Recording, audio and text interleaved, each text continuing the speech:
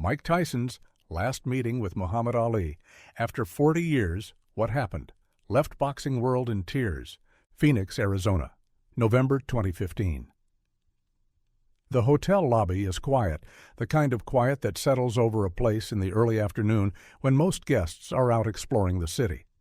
Sunlight streams through tall windows, casting long shadows across the marble floor. Mike Tyson sits alone on a leather couch in the corner, away from the main entrance. His hands rest on his knees.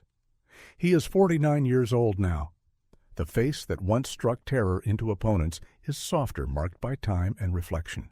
He wears simple clothes, a dark jacket, jeans, no jewelry, no entourage, just Mike, waiting. He has been told that Muhammad Ali wants to see him. After 40 years of knowing each other, after decades of public interactions and private struggles, Ali has asked for Mike specifically. The message came through Ali's wife, Lonnie. She said Ali had been talking about Mike more frequently in recent weeks, that he wanted to see him one more time. Mike knows what this means. Ali's Parkinson's disease has progressed significantly. The man who once moved like water in the ring, who danced and floated and spoke with the speed of lightning, now moves slowly, speaks rarely, communicates mostly through his eyes. Mike has seen Ali at public events over the years, watched him deteriorate, watched the greatest fighter who ever lived become trapped inside a body that no longer obeyed him. Each time it broke something inside Mike. But this is different. This is not a public appearance or a charity event. This is private, personal. Ali asking for him specifically. Mike looks at his phone. The time reads 2:47. Lonnie said they would arrive around 3 o'clock. Mike arrived early because he could not sit still at home, could not focus on anything else. His wife Kiki asked if he wanted her to come with him. Mike said no. This was something he needed to do alone. The elevator doors open across the lobby. Mike looks up. Lonnie Ali steps out first, her hand guiding a wheelchair. In that wheelchair sits Muhammad Ali. Even from across the lobby, Mike can see how much Ali has changed since their last meeting 2 years ago. The tremors are more pronounced. His head tilts slightly to one side. But when Ali sees Mike stand up, something flickers in his eyes. Recognition, warmth, that spark that no disease could fully extinguish. Mike walks toward them slowly. His throat tightens. He has faced the most dangerous men in the world, has been hit by punches that would hospitalize normal people, has lived through addiction, prison, public humiliation, financial ruin. But walking toward Muhammad Ali in this moment feels harder than any of that. Lonnie smiles at Mike. She has seen this reaction before. Everyone who loves Ali struggles with seeing him like this. "Mike," she says gently, "thank you for coming. He's been looking forward to this." Mike kneels down in front of the wheelchair so he is at eye level with Ali. Up close, he can see the toll the disease has taken. Ali's hands shake continuously. His face is expressionless, the Parkinson's mask that robs him of the ability to show what he feels. But his eyes are alive, watching, present. "Champ," Mike says, his voice barely above a whisper, "it's good to see you." Ali's right hand lifts slightly, trembling. Mike takes it gently, holding it between both of his hands. The hand that once delivered the fastest jabs in boxing history. The hand that knocked out Sonny Liston, George Foreman, Joe Frazier. Now it shakes uncontrollably in Mike's grip. Lonnie suggests they go somewhere more private. The hotel has provided a small conference room on the ground floor where they will not be disturbed. Mike helps Lonnie guide the wheelchair down a hallway. They do not speak. The only sound is the soft whir of the wheelchair and their footsteps on the carpet. The conference room is simple. A table, some chairs, soft lighting. Lonnie positions Ali's wheelchair near the window where the afternoon sun creates a warm glow. She asks Mike if he would like anything to drink. Mike shakes his head. She understands. She has done this many times, bringing people to see Ali, giving them space to say what they need to say. "I'll be right outside," Lonnie says. "Take your time." Then it is just Mike and Ali, two men who once represented the pinnacle of boxing power. Two men whose lives have taken such different paths but remain forever connected by the sport they both loved and the damage it did to them both. Mike pulls a chair close to Allie's wheelchair, sits down. For a long moment, he does not speak. Just looks at the man who was his hero long before they ever met. The man whose poster hung on young Mike Tyson's wall in Brownsville, Brooklyn, when Mike was just a troubled kid who had not yet discovered boxing. The man whose fights Mike studied on grainy VHS tapes, memorizing every combination, every defensive slip, every moment of brilliance. "Champ," Mike begins, his voice breaking slightly. "I don't know if you remember, but the first time we met, I was 14 years old. Custamato took me to see you. You were training for a comeback fight. I was this kid from Brooklyn, angry at the world, getting in trouble every day. Kuz thought meeting you might help me understand what I could become." Ali's eyes remain fixed on Mike. He cannot respond verbally, but Mike can see he is listening, remembering. "You put your hand on my shoulder," Mike continues. "You told me I had power in my eyes, that I could be something special if I learned to control the anger. You said boxing was not about hurting people. It was about mastering yourself. I did not understand what you meant back then. I thought boxing was about destroying whoever stood in front of me." Mike looks down at his hands. These hands that broke so many men, that earned hundreds of millions of dollars. That also pushed away everyone who tried to help him during his darkest years. "I spent my whole career trying to be you," Mike says, "trying to have your confidence, your charisma, your ability to control a room just by walking into it. But I was doing it wrong. I thought being you meant being fearless, being invincible, never showing weakness. I built this image of Iron Mike, the baddest man on the planet, and I trapped myself inside it." A tear runs down Mike's cheek. He does not wipe it away. "When I lost to Buster Douglas in Tokyo, when my world fell apart, I remembered something you told me years earlier.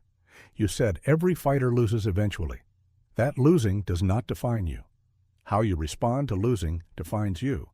But I did not know how to respond.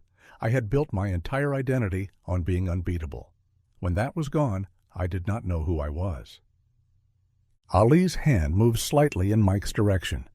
Mike takes it again, holds it. "I went to prison, lost everything.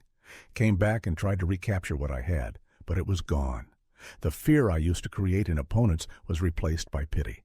They saw a broken man trying to pretend he was still dangerous. And the worst part was, I knew it. I could feel it. Every time I stepped in the ring after prison, I was fighting myself more than my opponent." Mike's voice drops to almost a whisper. "I was so angry at the world, angry at the people who took my money, angry at the women who betrayed me, angry at the system that destroyed me. But mostly, I was angry at myself for letting it happen, for not being strong enough, for not being you." This is the moment Mike has carried for decades, the weight he has never been able to put into words until now. "But here is what I finally learned, champ. After everything, after the addiction and the bankruptcy and the years of hating myself, I learned that you were not invincible either. You got drafted and refused to go to Vietnam. They stripped your title, took away your prime years. You came back and lost to Joe Frazier, got beaten up by Ken Norton. Everyone said you were finished, but you kept fighting.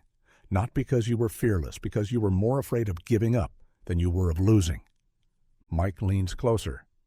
"You showed me that strength is not about never falling. It's about getting back up, about admitting when you are wrong, about changing. You went from being the most hated man in America to being the most loved. Not because you won more fights, because you became more human. You let people see your struggles, your doubts, your pain." Allie's eyes glisten. Mike cannot tell if it is from the disease or from emotion, but he sees something there. Understanding. Connection. "I am here today because I want to thank you," Mike says. "Not for the boxing lessons, not for the fame or the inspiration. I want to thank you for showing me that it is okay to be broken. That being vulnerable does not make you weak. It makes you real." Mike's voice cracks completely now. "I spent 30 years trying to be Iron Mike, trying to be untouchable, and it destroyed me. It destroyed my relationships, my finances, my peace. I lost everything trying to maintain an image that was never real. And when I finally let that image die, when I finally admitted that I was hurt and scared and lost, That is when I started healing. He squeezes Ali's hand gently. You are sitting here, unable to speak, unable to move the way you once did, and you are still teaching me, still showing me what real strength looks like. Because you are still here, still present, still fighting, not with your fists, but with your spirit. That is the lesson I needed my whole life. Lonnie quietly opens the door, checking on them. She sees Mike's tears and starts to retreat, but Mike waves her in. She needs to hear this too. Champ, Mike says, looking directly into Ali's eyes, I know you cannot answer me, but I need you to know something.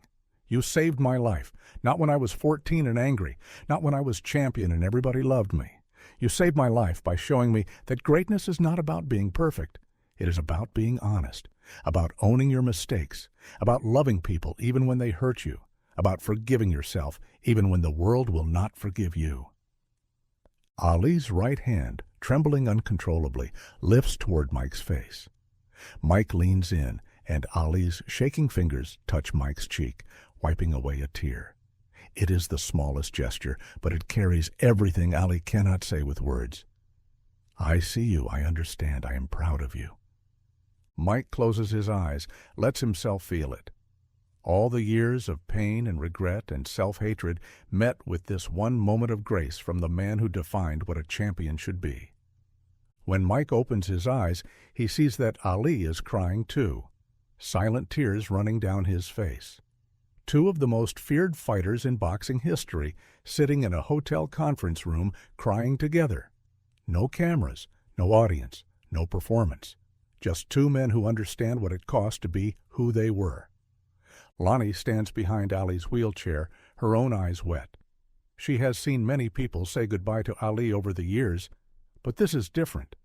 This is two warriors acknowledging the damage they endured for their art. Acknowledging that the sport that made them also broke them, and finding peace in that shared truth. Thank you, champ, Mike says one more time, for everything, for being my hero when I needed one, for being my teacher when I was ready to learn, and for being my friend when I had nothing left.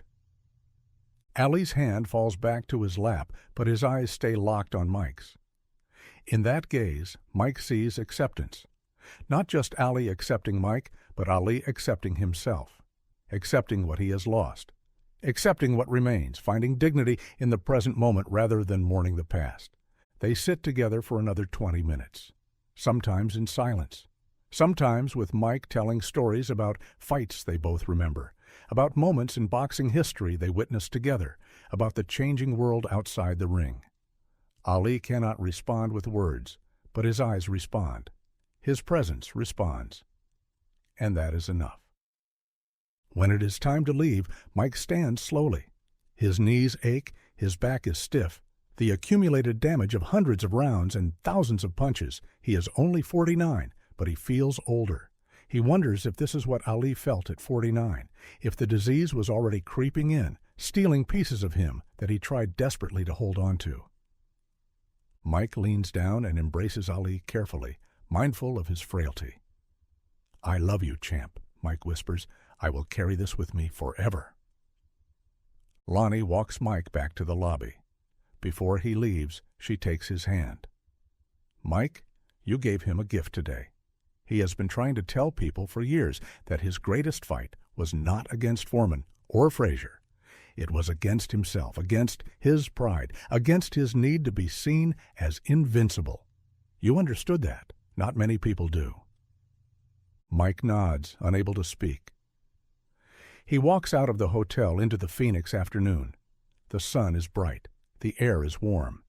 He sits in his car for 10 minutes before starting the engine, letting the tears come fully now, grieving not just for Ali, but for the younger versions of both of them, the men they were before the world demanded they become something larger than human.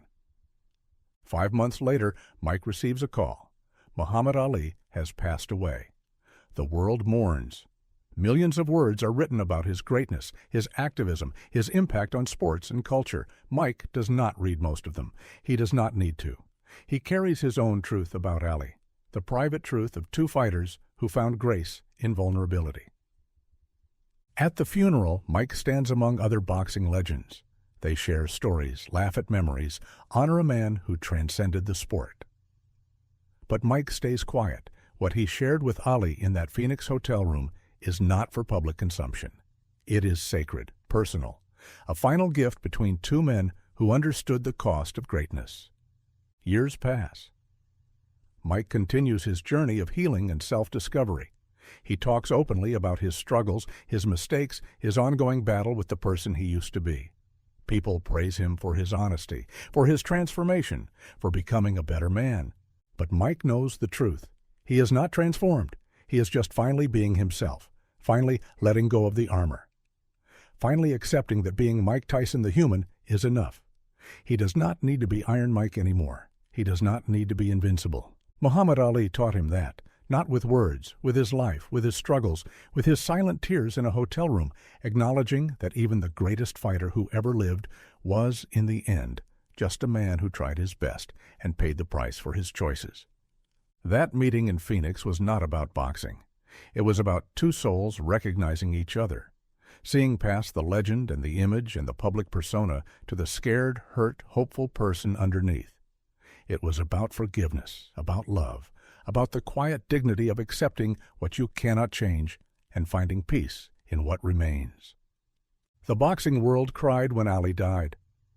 But Mike's tears started 5 months earlier in a conference room in Phoenix, holding the trembling hand of his hero, finally understanding what Ali had been trying to teach him for 40 years.